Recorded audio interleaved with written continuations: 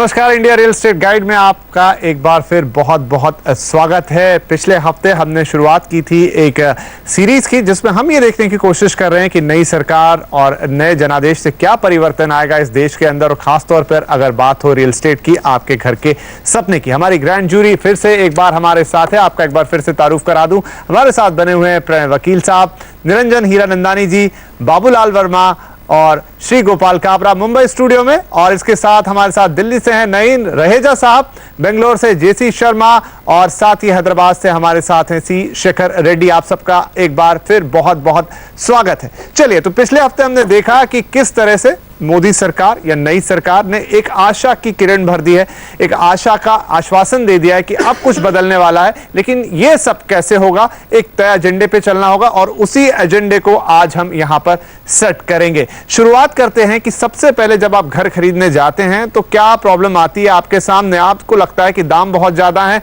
Loan लेने जाऊंगा तो ये इंटरेस्ट रेट भी बहुत ज्यादा है, और मुझे लगता नहीं कि आने वाले दिनों में मेरी स्थिति, मेरी नौकरी, इसका क्या होगा, तो अभी ये डिसीजन टाल देते हैं। तो ये स्थिति बदलनी होगी, ये बदलाव कैसे होगा? शुरुआत करते हैं वर्मा जी, आपको लगता है कि ये 3-4 कंडीशन एक साथ हैं और ये पूरा इकोनॉमिक एनवायरनमेंट है, ये कैसे बदलेगा? मुझे लगता है कि ये जो जैसे ही अभी मोदी साहब आ गए हैं और उन्होंने कमान संभाल ली अभी, तो सोच जो है हमारी, और जो एक्चुअल में रियल एस्टेट जो है, दोनों जैसे हम लास्ट टाइम डिस्कस कर रहे थे, सेंट्रल और स्टेट में बटा हुआ है। हम ये चाहते हैं कि भाई जो चीज़ें यहाँ पे होनी है, जो स्टेट में होनी है, लेकिन लिंक्ड विथ कुछ जो सेंट्रल गवर्नमेंट्स है, वो तो इमीडिएट कुछ ना कुछ उनका वो रास्ता निकालें, उनके ऊपर तो वो ध्यान दें। हम मुंबई में काम करते हैं, मुंबई के अंदर सबको पता है कि रीडेवलपमेंट अभी सबसे ज़्यादा स्कोप बचा हुआ है। रीडेवलपमेंट जो चीज़ है उसमें आप देखेंगे अनऑर्गेनाइज वे में सब डेवलप्ड हो गया है। तो जैसे ये अनऑर्गेनाइज वे में अब आपको रेगुलराइज वे में उसको अगर डेवलप करना है, तो आपको पूरा का पूरा जो सिस्टम है वो आपको सपोर्ट करना चाहिए। स्टेट गवर्नमेंट ने वाकई, उन्होंने उस टाइम पे जब बीजेपी शिवसेना गवर्नमेंट थी तब उन्होंने स्लम रिहेबिलिटेशन स्कीम निकाली थी।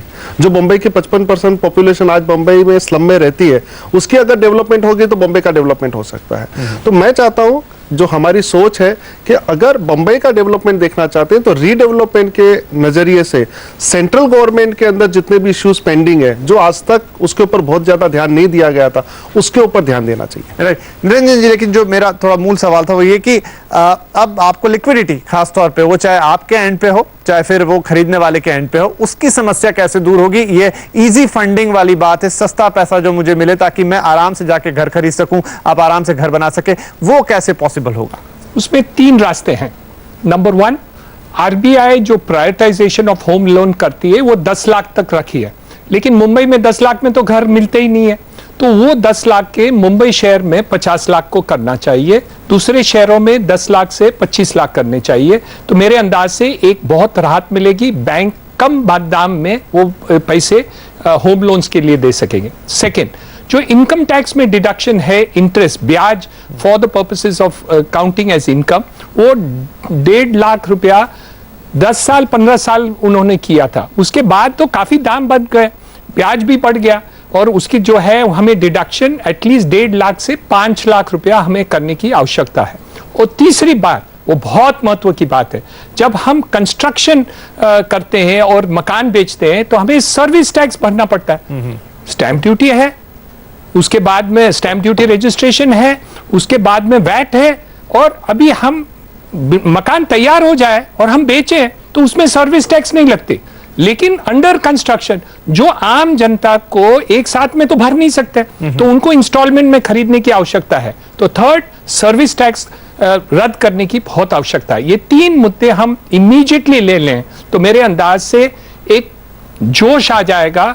और लास्ट जो पॉइंट है, ATIB पहले थी जो छोटे मकानों के बारे में थी, वो थोड़ा बिल्डरों भी मिसयूज किया था, और वो मिसयूज का पेनल्टी हमको बहुत बड़ा रखना चाहिए, लेकिन वो सेक्शन जो प्रोविजन है उनको रीइंट्रोड्यूस करने की आवश्यकता है। ये 4 चीजों पर ध्यान हम दें तो मेरे अंदाज से बहुत ही राहत हो जाएगी जो घर खरीदते हैं। राइट काबरा साहब, अगर हम इनपुट की कॉस्ट की बात करें, इनपुट कॉस्ट एक बहुत बड़ा फैक्टर है। आपका तार जब तक महंगा रहेगा तब तक मकान महंगे रहेंगे, टाइल्स जब तक महंगी रहेंगी तब तक महंगी रहेंगी, तो ये इनपुट कॉस्ट कैसे नीचे आएगी? देखिए इनपुट कॉस्ट तो ऐसा लगता है कि कुछ बढ़ी है, लेकिन इतनी भी नहीं बढ़ी है।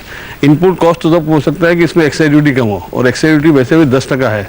10% से आप अधिक से अधिक समझते हैं तो 8% हो जाएगी। इससे ज़्यादा एक्साइज ड्यूटी कम होगी तो सरकार भी, अरे आखिर सरकार को भी रेवेन्यू चाहिए। लेकिन मेरा ये मानना है कि हम सबको मिलके अगर वाकई में इस देश की तरक्की चाहते हैं तो सबने मिलके हमारा टर्नओवर को बढ़ाने की कोशिश करनी चाहिए, रादर देन हमारा profit, including we as a supplier, as a developer. क्योंकि हम सबका जितना टर्नओवर बढ़ेगा उतना साइकिल रेवेन्यू गवर्नमेंट की बढ़ेगी, और जब गवर्नमेंट की रेवेन्यू बढ़ेगी तो आगे चल के गवर्नमेंट की यानी हमारे जो टैक्सेस वो काफ़ी कम होने की उम्मीद है। तो सप्लाई साइड से वैसे भी अभी काफ़ी कम्पिटिटिव है। सो आज बिल्डर की भी मार्जिन कम हुई है, हमारी भी जो मार्जिन थी 5 साल पहले वो ग्रेजुअली इतनी कम हो गई है कि इससे नीचे कम होने को कोई गुंजाइश नहीं है। लेकिन अगर वॉल्यूम बढ़ेगा तो नेचुरली कॉस्ट बढ़ता है। कॉस्ट हमेशा वॉल्यूम पर डिपेंड करती है, क्योंकि हमारे फिक्स कॉस्ट सबके सेम है। It's all depends on volume, whether it's a developer और इंडस्ट्री। वॉल्यूम बढ़ेगा डेफिनेटली इसकी कॉस्ट कम होगी। चलिए, पर आपका तार उनको उतना शायद महंगा ना लगे, लेकिन एक जो बहुत बड़ा फैक्टर है वो है जमीन। और जमीन का जब तक एक सप्लाई जिसकी आप बात कर रहे हैं वो नहीं बढ़ेगी और उसके दाम जब तक नीचे नहीं आएंगे तब तक शायद बहुत मुश्किल होगा। लैंड एक्विजिशन बिल ऑलरेडी आ चुका है, लेकिन इसकी इनपुट कॉस्ट पे उसके कैसे इफेक्ट हैं, क्या उसमें किसी परिवर्तन की जरूरत है, और उसके बारे में ये नई सरकार क्या सोचती है, ये चर्चा आगे बढ़ाएंगे इस छोटे से ब्रेक के बाद।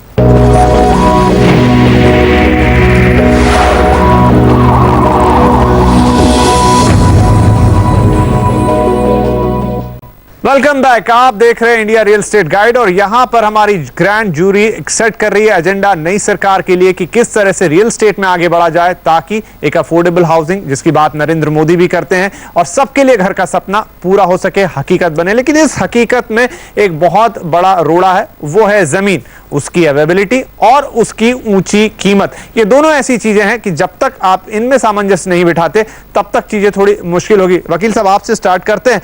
लैंड कॉस्ट सबसे बड़ा फैक्टर है। मुंबई जैसे शहरों में तो शायद 80% तक चला जाता है वो टोटल कॉस्ट का। बाकी देश में भी जमीनों की कीमत बहुत ऊंची जा चुकी है। इस समस्या से कैसे निपटेगी ये सरकार? दो एस्पेक्ट है इसके, एक तो नोशनल एस्पेक्ट है, एक फिजिकल एस्पेक्ट है।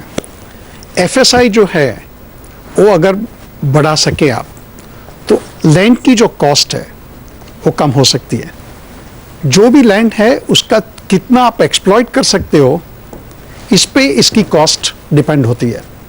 अगर एफएसआई 1:1 है तो एक कॉस्ट होती है, अगर आप ऑफिस बनाते हो और 2:1 है तो उसकी कॉस्ट कम होती है, अगर आप हॉस्पिटल बनाते हैं 5:1 है तो एकदम कम हो जाती है।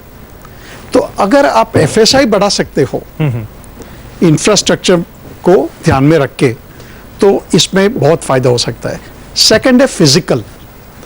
अगर आप ट्विन सिटीज डेवलप कर सकते हो, मान लो अगर जो ब्रिज की बात हो रही है यहाँ से 20 मिनट में आप बंबई आ सकते हो, तो जो लैंड पार्सल है वो बंबई से 4 गुना ज्यादा है, ज्यादा आपको और मिलेगा। वेकेंट है, राइट। तो उसका एक्सप्लॉइट आप कर सकते हो, तो फिजिकल लैंड बढ़ जाती है।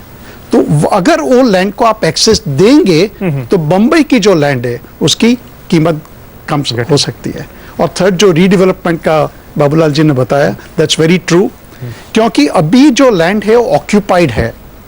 अगर रीडेवलपमेंट के साथ उसको आप ज्यादा एफएसआई देके रीडेवलप करते हो तो सप्लाई बढ़ सकता है। राइट। चलेंगे यहाँ पर हैदराबाद। रेड्डी साहब, आपके शहर में तो फ्री एफएसआई का कॉन्सेप्ट है, जितना आप चाहें ऊपर ले जा सकते हैं, हालांकि उसके आगे पीछे कुछ नियम जरूर होंगे, लेकिन आपको लगता है कि ये, इससे अगर हम हैदराबाद का एग्जांपल ले, क्या वहां किसी तरह की लैंड सप्लाई में दिक्कत नहीं है? ये एफएसआई वाला मॉडल एकदम कारगर रहेगा?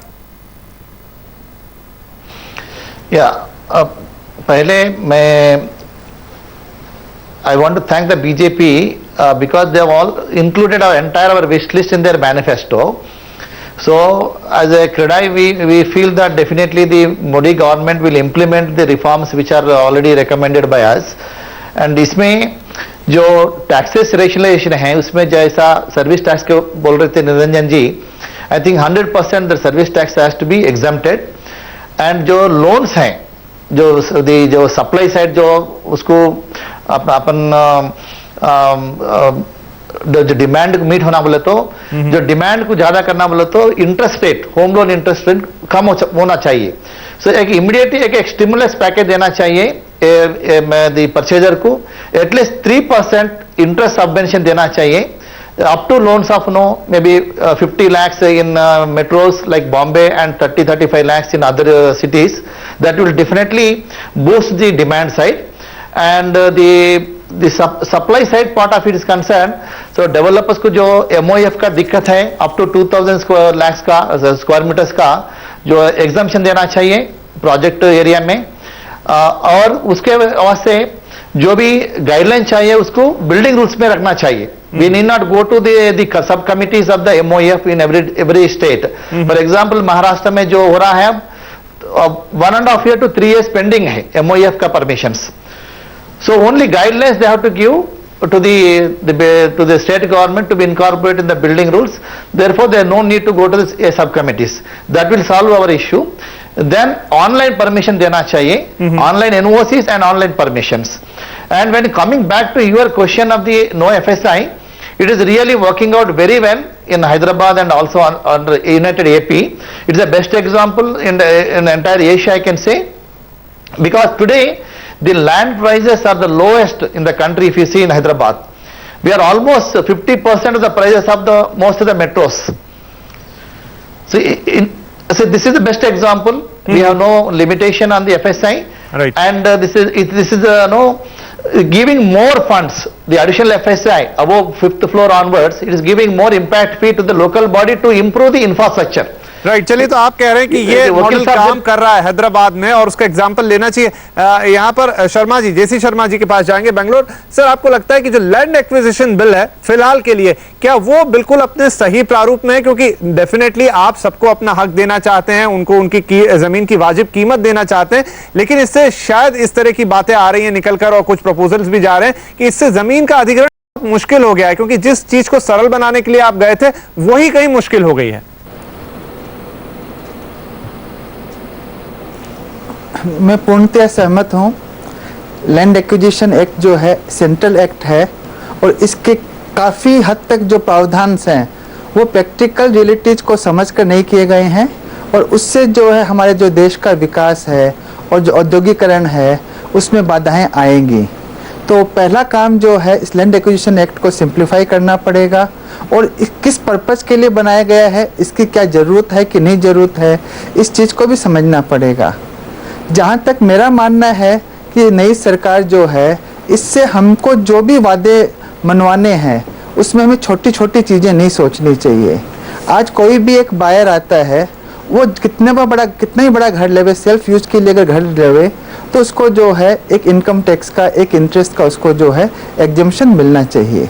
आज डेवलपर है, उसको जो है एक इंटरनेशनल फंडिंग अभी नहीं मिलती है, ECB, वो मिलनी चाहिए ताकि उसका एक इंटरेस्ट कॉस्ट कम हो जाए.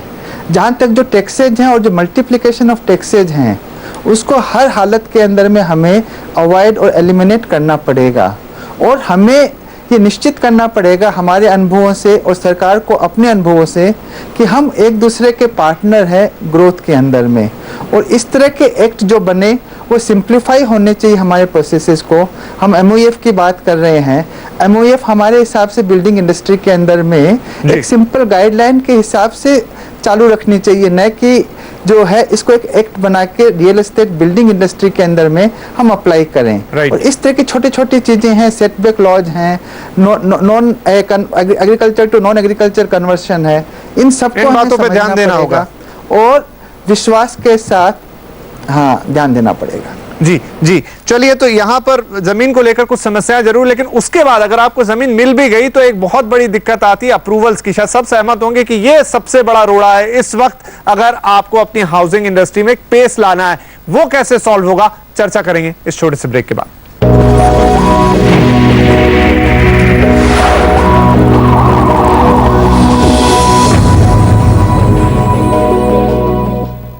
Welcome back. आप देख रहे हैं इंडिया रियल एस्टेट गाइड और हम सेट कर रहे हैं नई सरकार के लिए रियल एस्टेट का एजेंडा. हमारी पूरी जूरी हमारे साथ है. ब्रेक से पहले हम बात कर रहे थे कि जमीन को लेकर क्या दिक्कत है, क्योंकि सबसे बड़ा फैक्टर होता है ये एक घर, बिल्डिंग या प्रोजेक्ट को बनाने के लिए.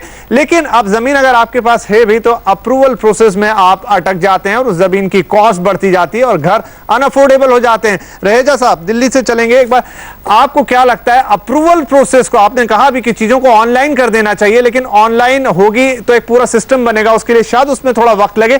अभी हाल तुरंत कैसे अप्रूवल प्रोसेस में एक यहां अर्जेंसी लाई जा सकती है? देखिए, ऑनलाइन लाने में कोई बहुत ज़्यादा समय नहीं लगेगा। हमारे देश में बहुत कॉम्पिटेंट ऑर्गेनाइजेशंस हैं।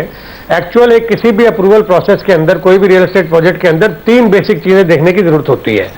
पहली चीज़ ये देखनी होती है कि क्या डेवलपर का लैंड टाइटल करेक्ट है या नहीं है।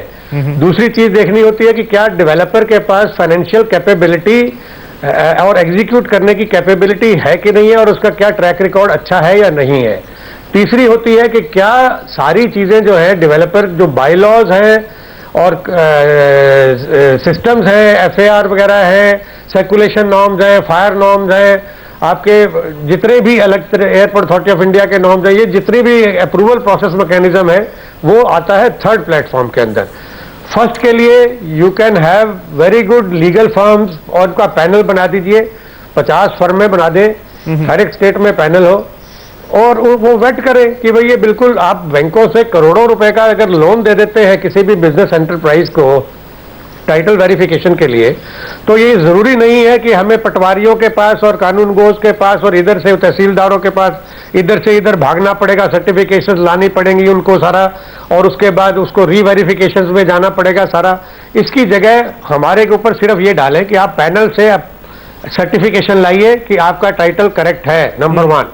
दूसरा, चार्टर्ड अकाउंटेंट्स की अच्छी अच्छी कंपनीज को एम्पायर कर दीजिए, वो सर्टिफिकेट दें कि ये कैपेबल है, इसका ट्रैक रिकॉर्ड ठीक है। देयर आर एजेंसीज, अच्छी लेकिन रेजा साहब, हम इसमें ये देखते हैं कि आप जैसे बड़ी कंपनियां हैं, आपकी कंपनियां हैं, तमाम और कंपनियां हैं, कई बार ये सारी चीजें होते हुए भी कुछ ना कुछ कारण ऐसा आ जाता है, एनवायरमेंटल मिनिस्ट्री का ही आ गया, या मान लीजिए कि एक एयरपोर्ट अथॉरिटी ऑफ इंडिया की ही कोई प्रॉब्लम आ गई कि ये हाइट बहुत ज्यादा है, तो वहां चीजें रुक जाती हैं। तो ऐसा क्या होगा निरंजन जी, आपको क्या लगता है? यहाँ आपके पास आऊंगा कि ये जो सिस्टम है, खासतौर पे अगर शायद ये एक अकेला सिस्टम, यही बाकी चीजें हम थोड़ा पीछे भी छोड़ दें, ये चीज रेगुलराइज हो जाए, तो यहां पर हम एक कॉस्ट को भी नीचे आते हुए देखेंगे, सप्लाई भी तेजी के साथ बढ़ेगी और शायद समस्या का हल काफी हद तक आएगा। बहुत ही फर्क आएगा मेरे अंदाज से। लगभग आपका जो टोटल टाइम होता है जमीन खरीदने से और delivery of the product, 50% time save हो जाएगा। तो हमारे कॉस्ट में जो ब्याज लगता है, लगभग 30% of the cost will be saved just by reducing that. Second, जो टैक्सेस लगे हुए हैं, आप टोटल 3600 रुपए में आप मकान बेचते हैं, एक अंदाजा गिनो एक पर्टिकुलर प्रोजेक्ट में, तो उसकी जो टैक्स कंपोनेंट है वो 1200 रुपए है। If 1/3 is the taxes, how can you reduce the prices? It is impossible to do so. तो वो करने की बहुत ही आवश्यकता है।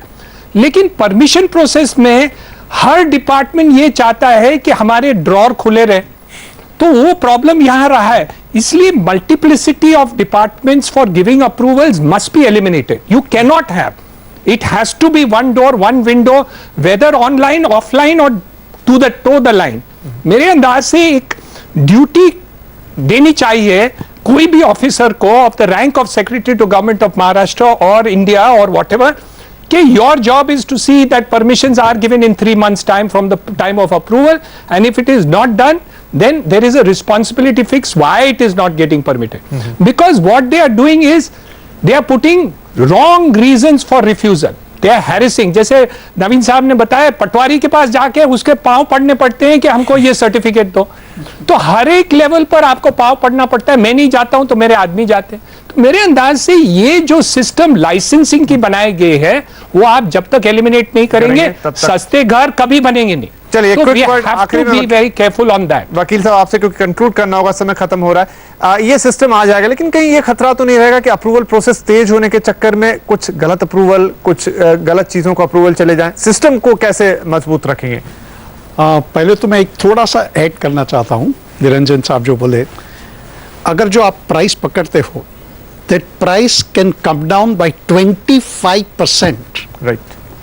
अगर जो प्रिडिक्टेबिलिटी है वो बढ़ जाए तो, क्योंकि जो भी डेवलपर्स हैं वो आज फैक्टर करते हैं कि ये अनसर्टेनिटी है तो इसकी कितनी वैल्यू होनी चाहिए। तो अगर सर्टेनिटी आ जाए तो 25% भाव तो ऐसे ही कम हो जाएंगे। That's very important. नाउ मान लो कि ये सब आप चेंजेस करते हो और 1-2 गलत अप्रूवल भी मानो हो जाए, लेकिन आज ऐसी भी बात नहीं है कि गलत अप्रूवल नहीं होती है, आज भी होती है। पूरे बिल्डिंग बन जाते हैं। राइट तो फिर उसमें we are not taking any additional risk is what I am saying. Right तो 25% तक कीमत कम हो सकती है। हम उम्मीद कर रहे हैं कि सब लोग सुन रहे हैं इसको। अगर आप अप्रूवल की प्रोसेस, अकेले एक प्रोसेस को आप स्ट्रीमलाइन कर दें, इसे एक तरीके से बना दें, इसको ऑनलाइन बना दिया जाए, एक प्रॉपर कमेटी बना दी जाए जो इसको जल्दी से जल्दी अप्रूवल में ले। और जैसा निरंजन जी भी कह रहे हैं कि बहुत सारे ड्रॉर्स जो खुल जाते हैं जगह जगह पर, वो सब बंद हो तो आपके घरों की कीमत भी गिरेगी, तेजी से मकान बनेंगे, सप्लाई बढ़ेगी और हम देखेंगे कि रियल एस्टेट में जिस चीज से हम लगातार सालों से जूझ रहे हैं वहां पर हम एक इजीनेस आते हुए देखेंगे। तो इसी के साथ हम इस हफ्ते के अपने इस जूरी राउंड को यहीं कंक्लूड करेंगे। लेकिन अब बहुत बड़े प्रश्न अभी भी बाकी रह गए हैं। रियल एस्टेट में रेगुलेटर की बात हो रही है, वो आएगा तो क्या होगा? क्या वो कहीं एक बार फिर आपको पॉलिसीज के जाल में तो नहीं फंसा देगा? क्या कहीं वो फिर एक रेड टेपिज्म की तरफ कदम होगा या फिर इसमें ग्राहकों का फायदा होगा? और साथ में अगर हम विदेशी निवेश लाना चाहते हैं जिसकी ये सरकार बड़ी हिमायती है, खासतौर पर नरेंद्र मोदी का भी हम इमेज देखें तो वो बड़े मशहूर हैं कि वो फॉरेन इन्वेस्टमेंट को अट्रैक्ट करते हैं, तो वो यहां पे कैसे करेंगे, कैसे सेक्टर की भलाई होगी, ये चर्चा करेंगे अगले हफ्ते। तो हमें सभी मेहमानों का यहां पर शुक्रिया। अगले हफ्ते आपसे इसी जूरी के साथ फिर से मुलाकात करेंगे। तब तक के लिए नमस्कार।